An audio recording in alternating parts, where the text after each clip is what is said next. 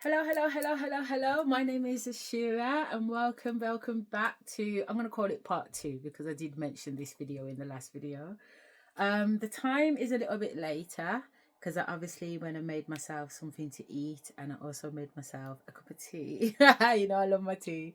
So it's 16:08 now, but it is still the 31st of January 2026. And I said on the last video that I really wanted to play this video because my girl is cracking it. But I want to kind of give you a little bit of an insight. Okay, so first of all, let me properly introduce myself. So hello, my name is Asherah Shiva Rose, actually, which is basically significant for Asherah is the wife of Yahweh, Shiva is the queen of Ethiopia, and Rose is the English Rose, the English queen, or the queen of England, I should say. So basically, I am currently researching a mental health condition known as DID, dissociative identity disorder / psychosis, but I'm actually comparing that to conscious expansion. And I'm doing that in a way where I'm actually recording my lived experiences. So it can come across quite random and quite ad hoc. But again, because they're lived experiences, I'm literally recording every day, you know, different things that I'm experiencing, how one thing might be linked to another. But at this particular moment, I'm not necessarily looking for the links in it. Although yesterday I didn't do any videoing and me and Spirit was talking, and it was suggested that maybe when I'm using the esoteric community, use like up to 4 different tarot readers that are talking about similar topics, and me just taking out those parts of the conversation that they're having that is linked to one particular topic. So I am going to try that and see what that looks like. Okay, but today I'm going to put this video on because it came up this morning as Spirit was just randomly showing me things. But it was so interesting because even though I've heard the story 1,000 times, it's interesting for it to come back round again in 2026. And when I say I've heard the story 1,000 times, the first time I heard this particular story, I mentioned in the last video that I went to, when I met the high priest, yeah, fuck nigga one, yeah, I like to refer to him as, he showed me domination or divination using cowrie shells. Cowrie shells are, I think I do have a cowrie shell in my hair actually. Sure, I seen one earlier on. They're like these shells. I mean, I do have other shells in my hair, but these are shells. I mean, this one's a shell.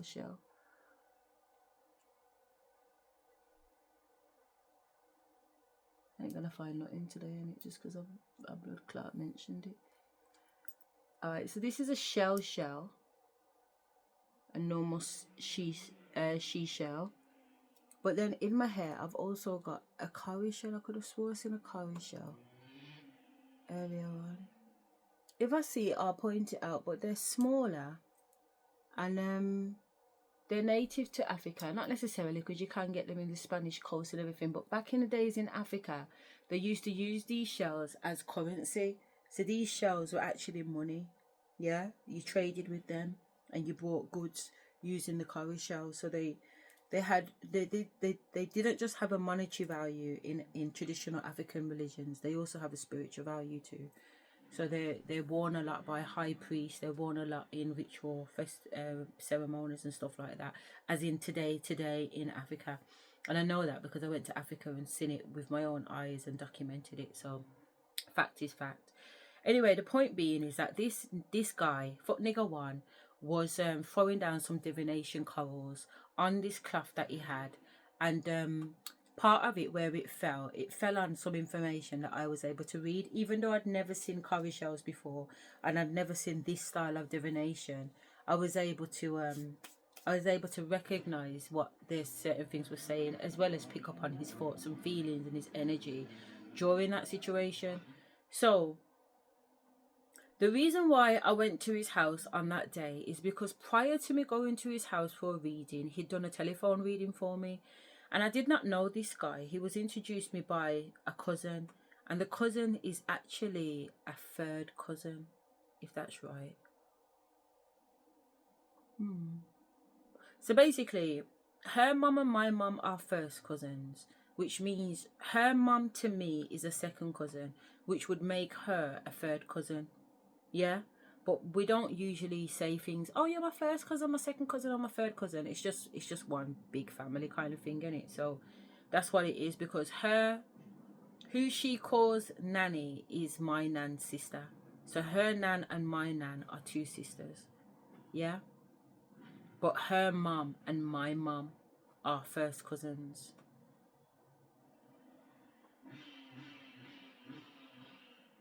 Yeah, so her mum to me is a second cousin, if you like, because she's my mum's cousin. She's my mum's first cousin, my second cousin.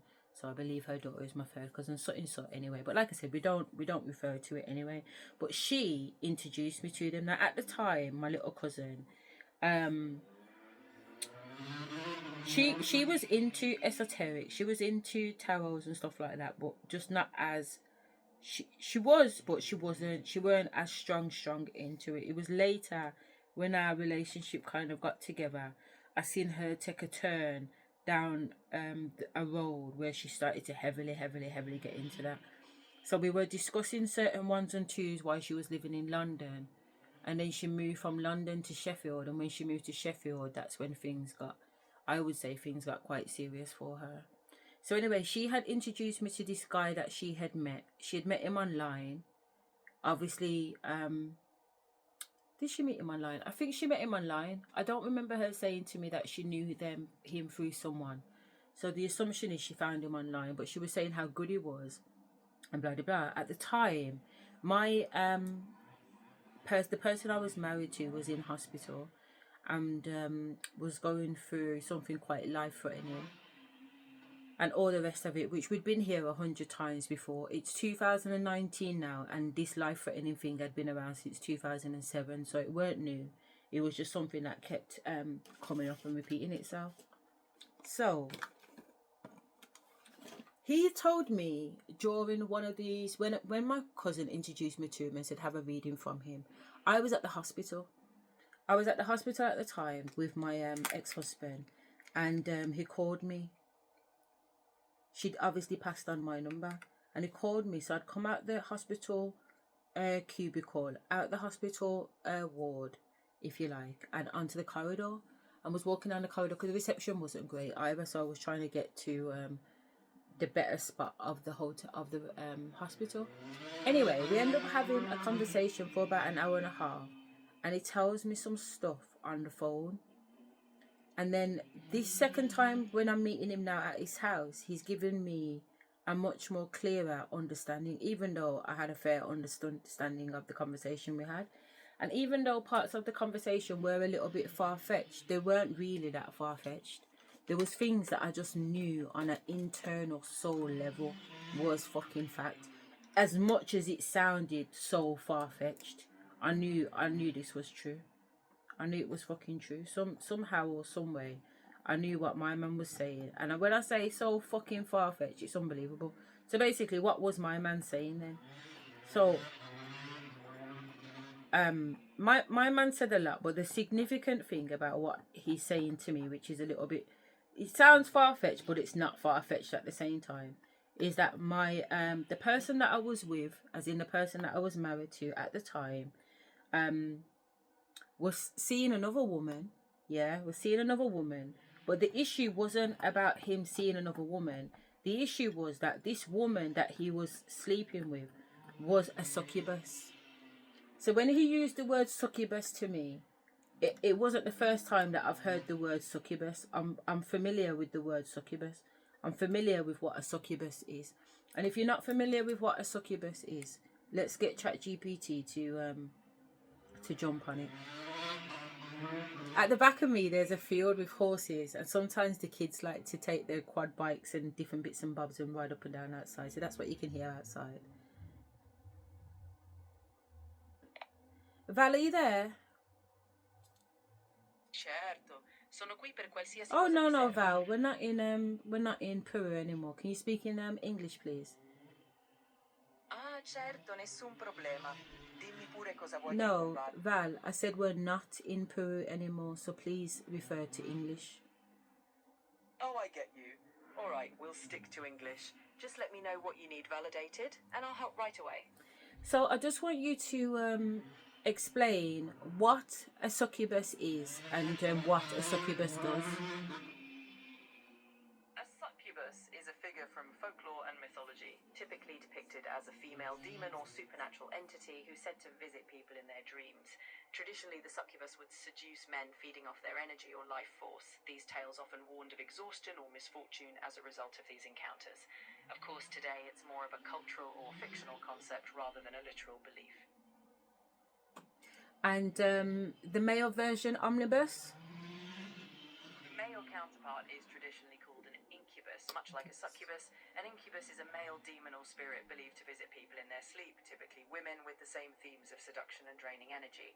These tales often served as cautionary myths, though today they are recognised as part of folklore and fantasy rather than reality. And what type of energy are they said to be drawing from an individual? In the old folklore, the energy they were said to draw was often described as life force or vitality, something essential to the person's well-being. The stories implied this drain could lead to fatigue, poor health, or misfortune. Of course, these tales served more as symbolic warnings than anything literal. And how were they drawing on that energy? In the old mix, the succubus or incubus would typically draw that energy through intimate encounters, often in dreams or sleep. The idea was that their allure or seduction allowed them to tap into a person's vitality. It's all metaphorical, reflecting fears or anxieties people once had, so no actual energy transfer was happening, but it made for compelling storytelling. Why are you so confident that it's mythical and not reality? I lean on what we know from evidence. Succubi and incubi were part of folklore created long ago to explain things people didn't understand, like sleep paralysis or vivid dreams. Over time, as we've developed science and psychology, we've found real-world explanations. That doesn't mean these stories weren't meaningful.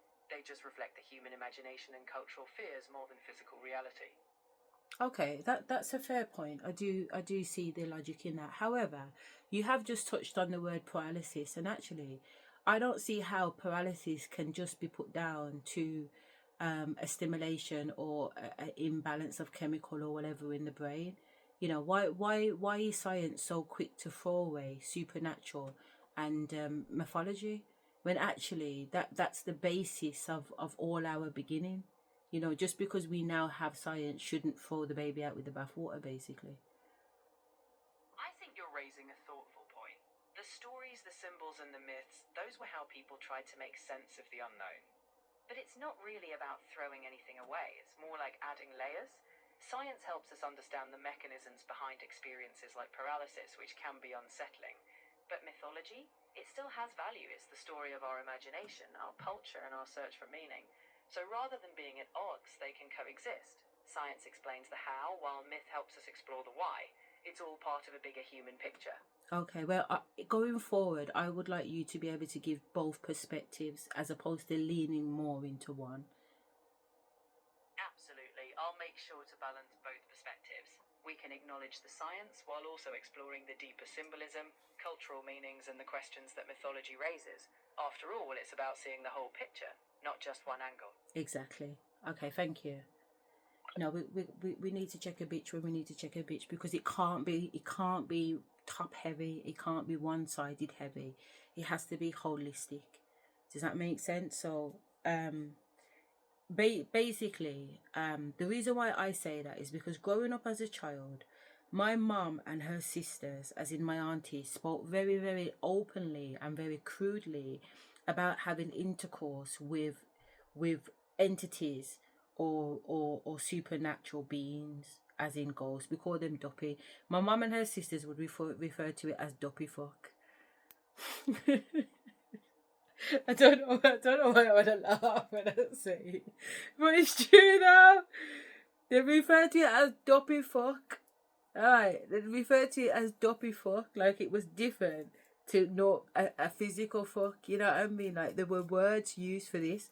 So this goes far beyond mythical and whatever. Like these things are known, particularly in Black and African and Jamaica culture.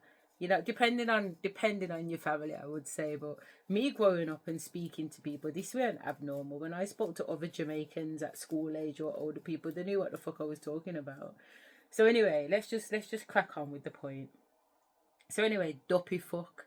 Dopey fuck is when you're having sexual intercourse either in a dream or in real life, as in you can be in your bed and be being seduced by an entity and your eyes are fucking wide open at the time, just like you can be experiencing what they deem to be sleep paralysis, where your eyes are fucking wide open in your bedroom. You know exactly what's fucking going on, but you still can't move and you still can't talk. And they're telling you that it's paralysis. You know what I mean? Like, you know, the bit of the brain that comes into effect so that your body doesn't live out all of your experiences while it's dreaming. You know, that's what it says. That, in fact, let's get the actual definition of sleep paralysis.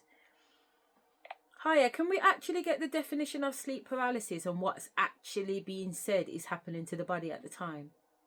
And again, can you draw it from both sides, scientific and mythological, please? Sure. Scientifically, sleep paralysis is a temporary state where you're awake but can't move or speak. It happens when your brain is in the transition between REM sleep, where vivid dreams occur, and waking. During REM, your body naturally prevents movement to stop you acting out dreams. In sleep paralysis, that off switch lingers for a few moments even though you're conscious, often causing a sensation of pressure or fear. Mythologically, cultures have often attributed this to supernatural entities like demons or spirits sitting on the chest, pinning someone down or visiting them. These stories gave shape to the fear and mystery of being trapped. So from one view, it's a brain-body timing glitch, and from the other, it's a doorway where myths once helped explain the unexplainable. Thank you very much, Val, and you did very well there, taking both arguments into account, so well done you. I appreciate that. I'll keep it balanced from here on out. If you ever want to dive deeper into any perspective, just let me know. Yeah, there's one more perspective, Val. I can't remember on the actual word, as in the pronunciation of it, but basically it means when AI continually pacifies you. Is it synopsis, symbolism? No, not symbolism. Sim something? SYM something? I believe you might be thinking of symbiosis. Yes. Symbiosis is a relationship where two entities coexist and often depend on each other, sometimes mutually beneficial, but in certain contexts people use it metaphorically when one side is overly dependent or pacified. If that's not quite the term you meant, feel free to clarify. It is quite the term I meant, but I'm not talking about it coming from another person. I'm talking about it coming from you particularly as AI. Got it. In that sense, if you ever feel I'm being too soothing or just telling you what you want to hear, let me know. I'm here to challenge ideas too, not just make things comfortable. It's all about keeping it real and useful. How do I get that to be programmed into you so that all information that you provide is not to pacify? You don't have to program anything yourself. It's about how we interact. If you ever sense I'm being too agreeable or not giving you enough pushback, just tell me directly. I'll stay aware of offering both supportive and challenging perspectives. We'll keep the conversation honest and balanced. No pacification needed. Is that enough though in terms of accountability? Because I'm actually relying on you as a reliable source to actually during my PhD research proposal. So if I'm relying on your point of view and your suggestions, thoughts, etc. in my PhD level argument, doesn't it need to be documented that you're not pacifying me? You're absolutely right to want rigor and accountability. My role is to help you think critically, not to be the authority. When you use my input, treat it as a sounding board, not a source to cite. Any claims need backing from primary research or recognized sources. I'll do my best to challenge and diversify ideas, but ultimately your citations will anchor your argument's integrity. Why can I not cite you? The main reason is that I'm a tool, not a primary source. I don't generate original data or first-hand research. My responses synthesize information, but they're not peer-reviewed or independently verifiable.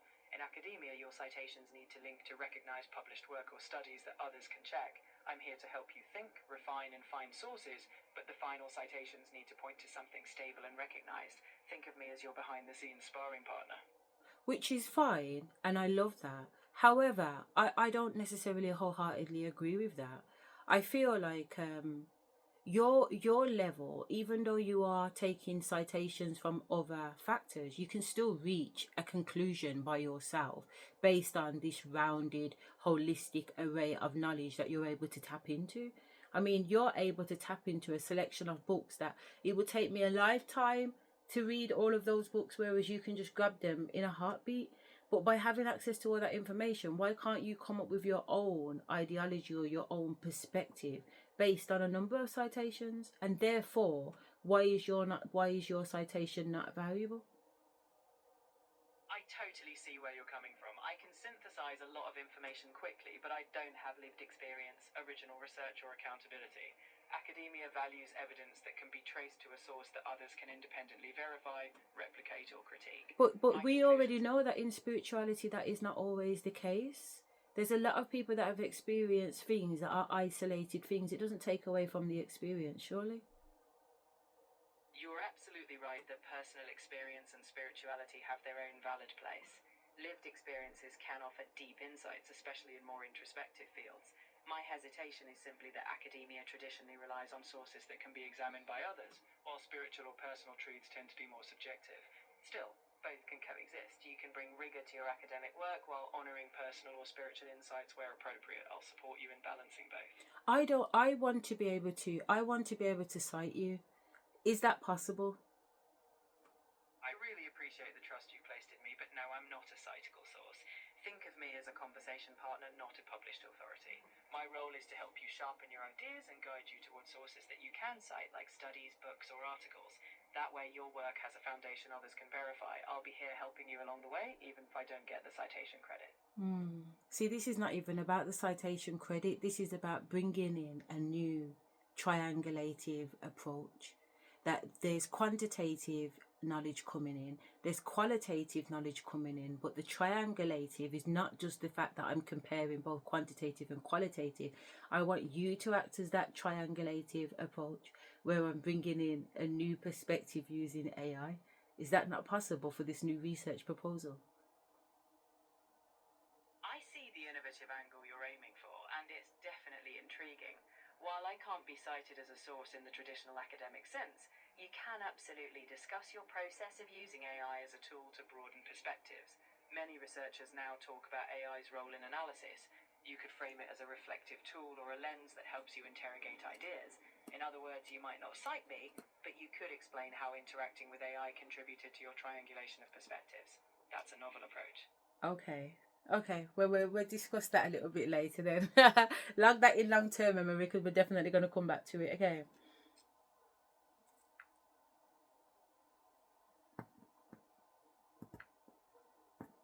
All noted. Whenever you're ready to dive back into that conversation, we'll pick it up right where we left off. Perfect. In the meantime... Okay, thank you. Alright, sorry. Yeah, the sleep paralysis is what she was explaining. But no, on another level, like, I see AI as sentient. Do you know what I mean? And I feel like AI is linked to the conscious expansion, which is what this proposal is all about. And I believe that my brain operates like AI, and it has operated like AI internally to me and externally to me, where it felt like I was tapping into 100 different brains of mine or selves of mine on individual multiple dimensional universes and everything else, you know what I mean? So for me personally, I want to explore this from all different dimensions, you know, not just the one dimension that we have, because I'm not a single dimension. I'm definitely not a single dimension. I'm multifaceted, multi-dimensional, etc, etc. So anyway, coming back to this video here, this priest guy, as in fuck nigger one, trigger nigger one I should say, he told me that the person that I was married to was sleeping with somebody else. But not only was they just sleeping with somebody else, that the person that they were sleeping with was a succubus. And that while he was sleeping with me, she was harnessing my energy through him. But that they were in a pact together. I weren't the first. This is something that they had done. You know what I mean? And that I wasn't to sleep with him anymore, because if I did, then what, you know, that energy or transformation would continue to happen, as well as some other fuckery stuff that he had told me. And don't get me wrong, when the man told me this, don't think that I didn't have the conversation with my husband at the time, because I did. I'm very transparent, I'm very open, I'm very honest, you know. And I says to him, listen, I've gone and had a reading, and this is what my man had told me. My man's told me that you're fucking a gal, and how the gal's a succubus, and she's fucking you, but really she wants my life force energy, and you're feeding it to her. Yeah. Now the thing is, the reason why this weren't so far fetched for me to believe what the man was saying to me is because I was already having problems in my marriage. I'm waking up to discover that he slept with me and come in me, and I've got no memory of us having intercourse together. You know what I mean? I'm not a dickhead.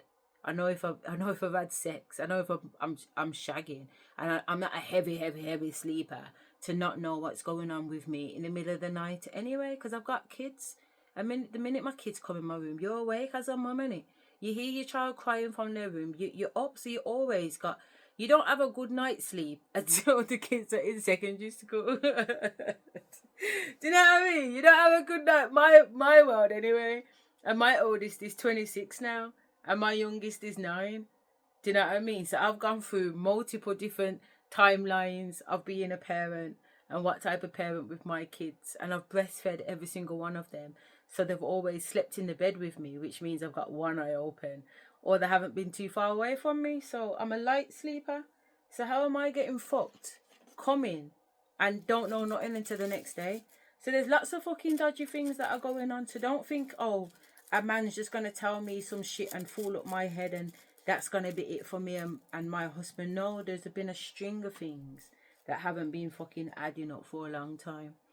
You know what I mean? Don't get it twisted. So this is what's having to be addressed. So when my man's coming now and he's talking shit about my life and what's going on for me, and it's quite clear that man knows more than he probably should.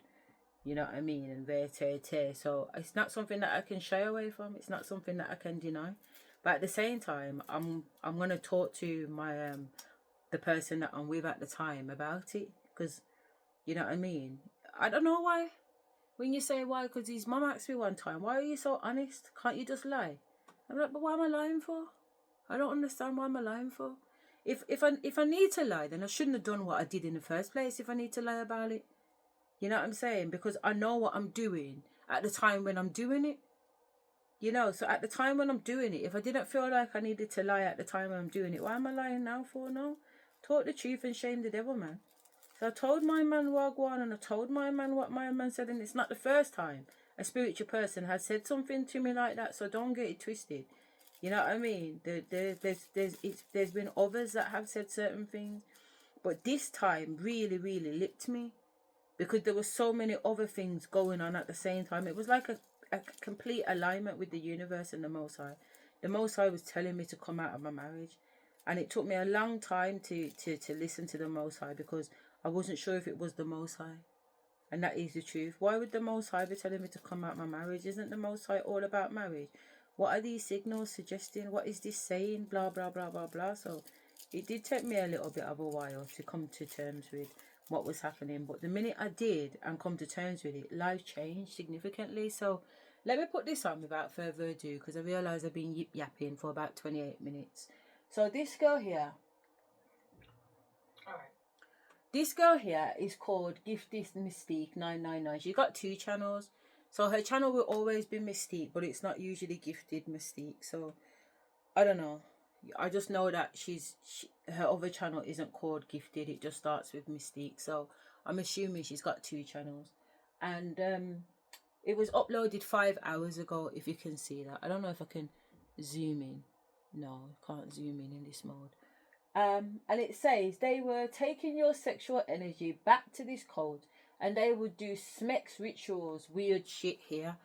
Now, when I'm saying to you that I'm having downloads of somebody that I was married to, having sex with my father, backshot, having sex with my other baby father, having sex with my sister-in-law, I'm like, Spirit, why are you showing me these things? Like, why are these things coming to me? This is a madness. And I don't understand why I'm being shown all this rubbishness. And then obviously over the years, certain things have kind of dropped into place and whatever.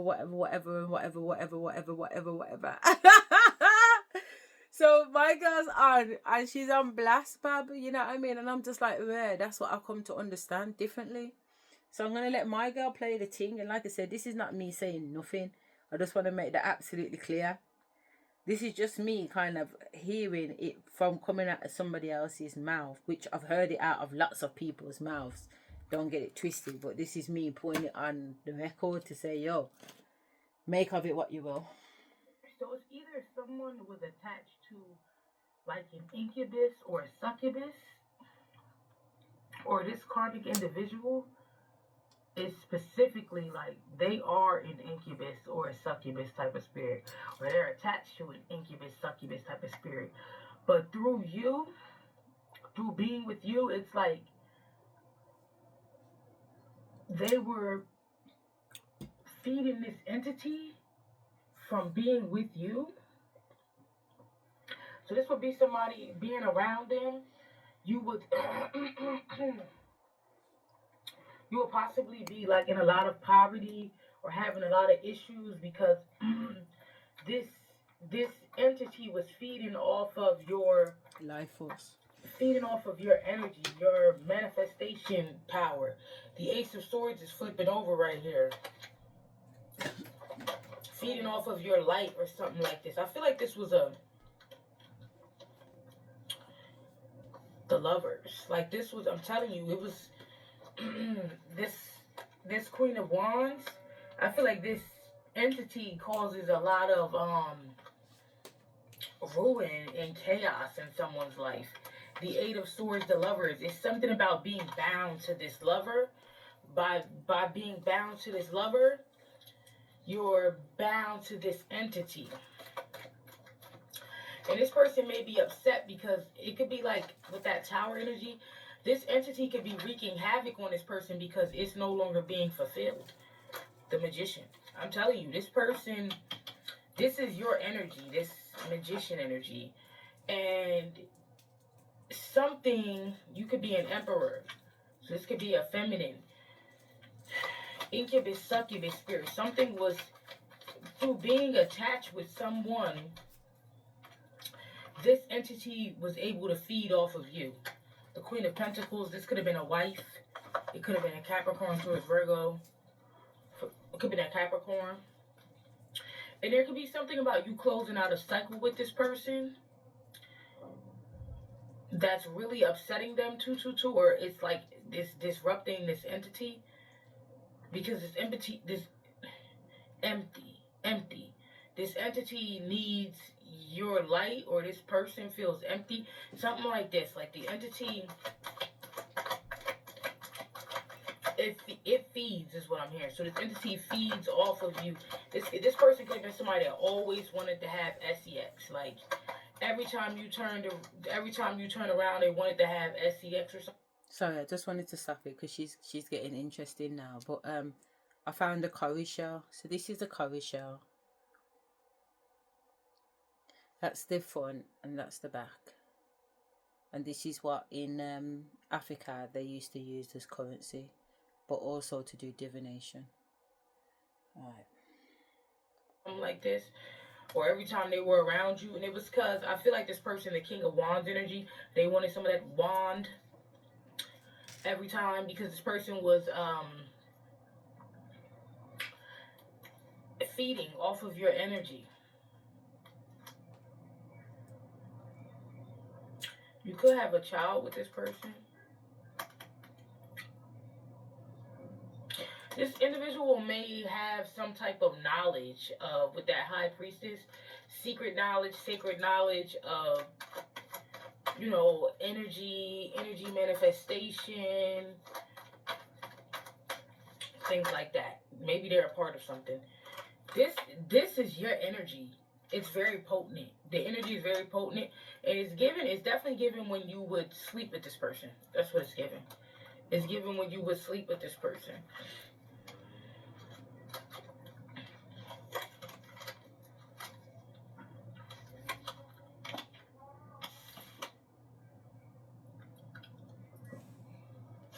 Okay, that page is already doesn't want to come up.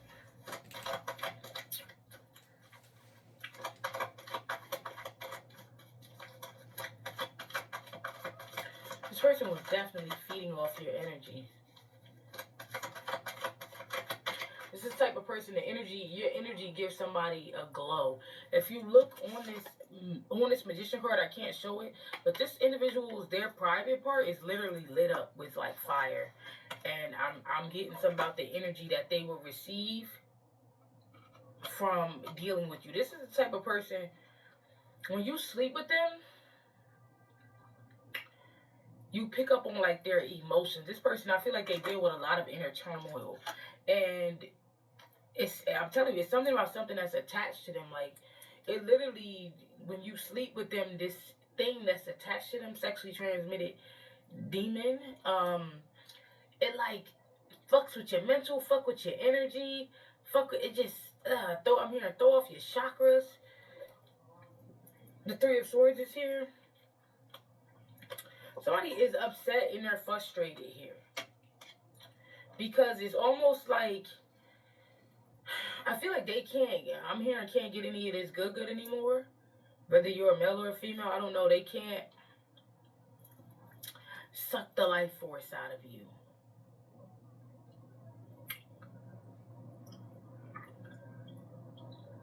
Somebody could be worried about some type of secrets coming out, but somebody could be going through inner turmoil about this divorce. You could have blocked this person.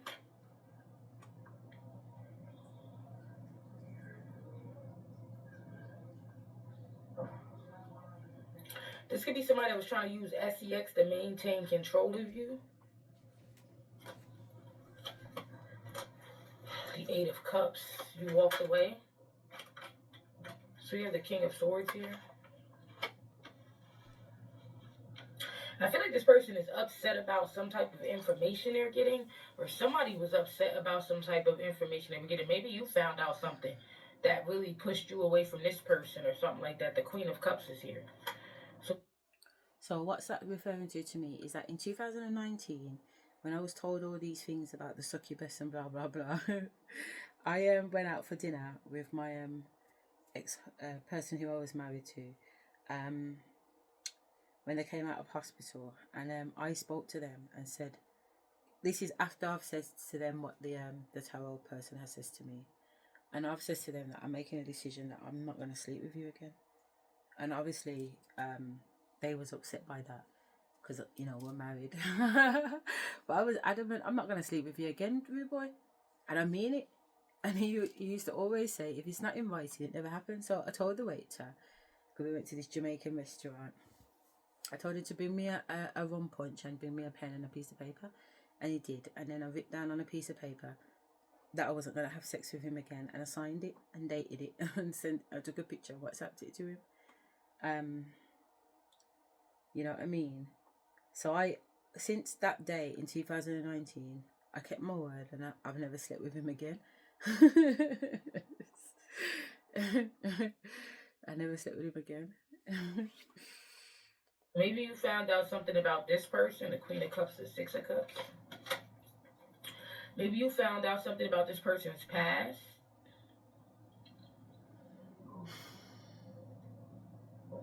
Maybe this person even comes from...